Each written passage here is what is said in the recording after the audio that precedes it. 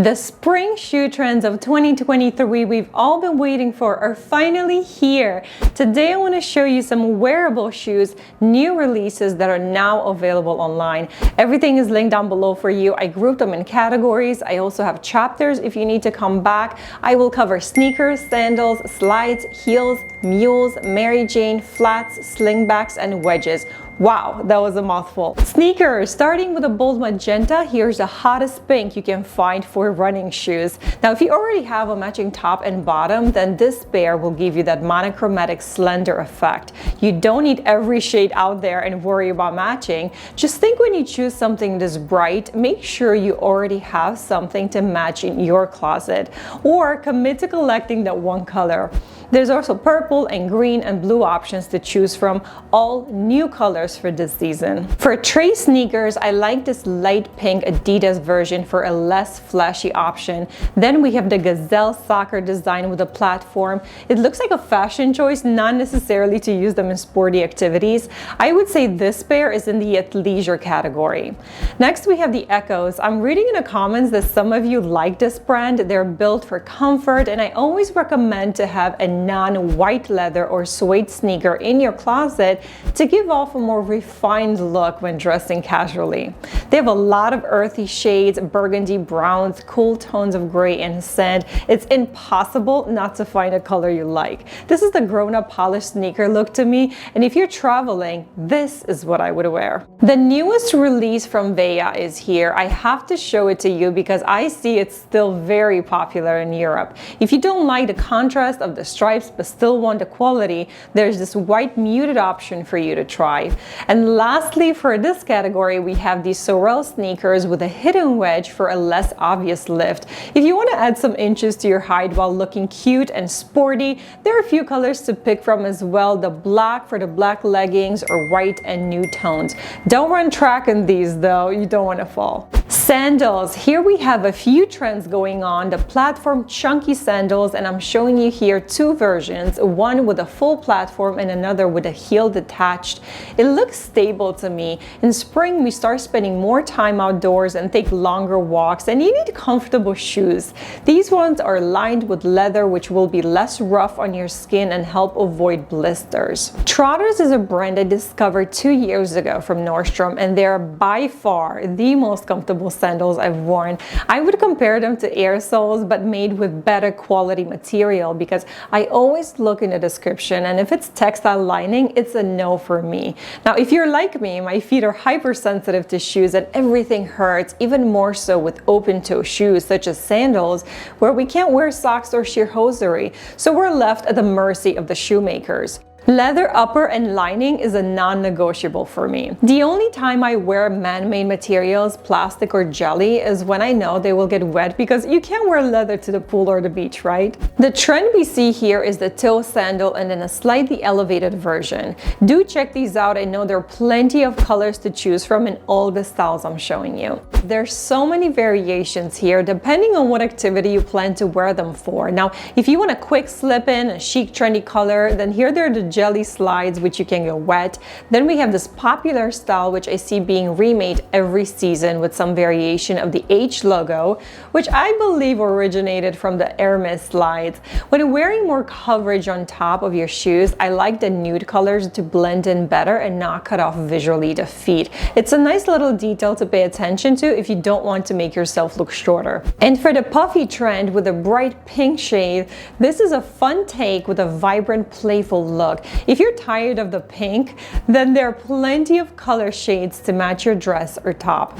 I personally find the puffy style less appealing because it looks bulky, but it must be popular because of high demand. I've seen it come back for a few seasons, and maybe women like them? What do you think? Heels. Let's talk heels finally. I will start with the tallest ones, these denim slip-ons by Veronica Beard. I'm really liking the new designs she's releasing this season. I know the denim shoes are grabbing more attention this particular year, but why aren't we making them a staple to match the jeans? They go so well together.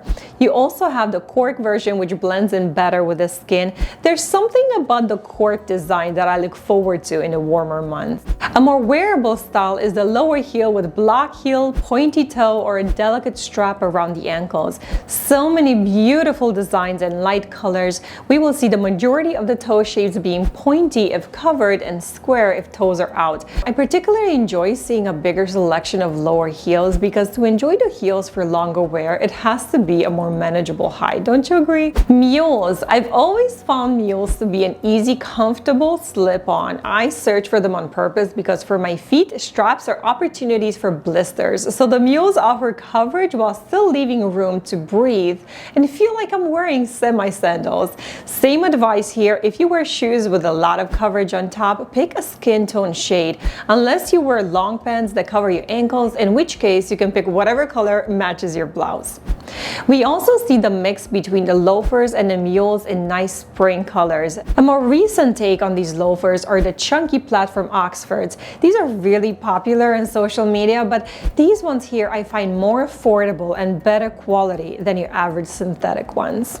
The Mary Jane, I can't help but think Sex and the City here. Carrie was always embracing the cute pumps with high socks or colorful tights. If you like this style, it's a nice time to add to your collection. I like the lower block heel style, round toe. Now before you think this is the granny look, everyone from Gucci to Walmart has a version out there. They look feminine and well put together. They're conservative but cute at the same time. A lower heel version is with a pointy toe. I like the pattern style for a sleek look. Flats. Here is another trotter's pair, such a nice up style to a casual outfit. I like the toned down nature inspired colors that don't clash with your skin. They look well made and comfortable. Then these lovely netted colorful flats for everyday wear. The espadrille ballet flats are a popular design this spring. I see quite a few brands incorporate them in the new releases. They do look snug, but there's something about the strap around the ankle. It somehow feels alluring and adds a dash of softness even to flats. And speaking of ballet flats, they will be everywhere this spring. Even Louboutin made them. And an interesting addition is the amount of visible wrinkles added to the front of the toes to replicate the authentic ballerina shoes, which are usually reinforced and flat to sustain the weight of the woman wearing them. Now here's a more practical pair, this outrageously blue Tory Burch pair with the emblem. This white pair really stood out to me because they look so well made, comfy, and provide support not only with a Velcro strap, but if you notice the sole is made with slightly elevated rubber for stability and bounce. And speaking of support, if long wear is something you're looking for in shoes, when you try them on, make sure there is cushioning inside. Even when shopping online, if you read the details, some brands mention the cushioning if it's substantial. The sole is where you will feel the pain after a long walk and at the ball of your feet. These mango ballerinas look like straight up socks, but I've seen so many brands make them. Here you have the metallic shades as well. Are they wearable? I don't know. What do you think? Would you try them on? Slingbacks are really popular this spring and a much more stable choice if you look at the sandal alternatives. To me, they're much more wearable because you don't need to worry about the shoes sliding off. And when I see such a classic style being popular, I look at the diversity in choices, which allows me to try out shoes I always liked, but with a fresh look. I do enjoy the neutral shades a lot, very flattering because the front light cutout provides visibility to your beautiful legs, which looks feminine. And remember, you can always wear sheer hosiery, even short hosiery, knee-length underpants, because your toes are covered. So you have the nice pump you're used to wearing, but with a slight breeze. I also wanted to mention this brand Softwalk. While trying them out, they seem just as comfortable as the Trotters brand. I wonder if they're related. They make neutral tone shoes that are well crafted and soft to the touch, not your rigid handmade pinching shoes. And this Patricia Green espadrille wedge is a staple style you can wear and match with everything in your closet. These shoes are your ideal wear for a garden walk, tea party if you're going to any. Think walking in a backyard grass, bright sundress, anywhere with an unstable ground. If you want to look polished polished without wearing flats. This style reminds me of what Princess Kate wears to all her summer sports activities, and you know they won't hurt even with bare feet because I checked and they have leather lining. Which leads me to wedges. I love them, and depending on the height, they can not only be wearable but elongating, and you get this instant lift without having to balance too much. It's as close as we get to walking non-restricted but with a few extra inches. Here's the Western take on wedges. You know, in my shoe trends video, I mentioned the shape of the wedge heel this season.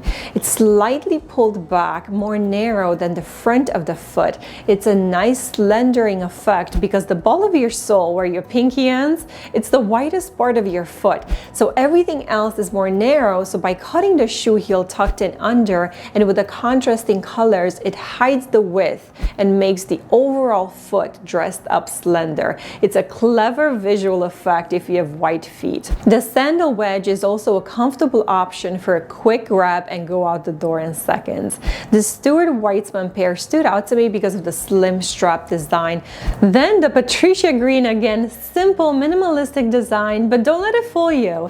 It has subtle elements included, such as the beautiful floral motif and the elliptical silhouette cutout shape to flatter the pedicure you want to show off this spring. The kitten heel is noticed everywhere in the spring's designs. Here's a delicate take on this style in pale pink shade with a bow on top. There are two styles I left out on purpose, the moto and super strappy shoes, and that's because I don't find most of them wearable or elegant. I hope you enjoyed these shoes and just like me are looking forward to some warmer weather to try them. I tried to pick styles that I would personally wear. Don't forget to subscribe for weekly videos about fashion trends, recommendations, and my original take on personal style.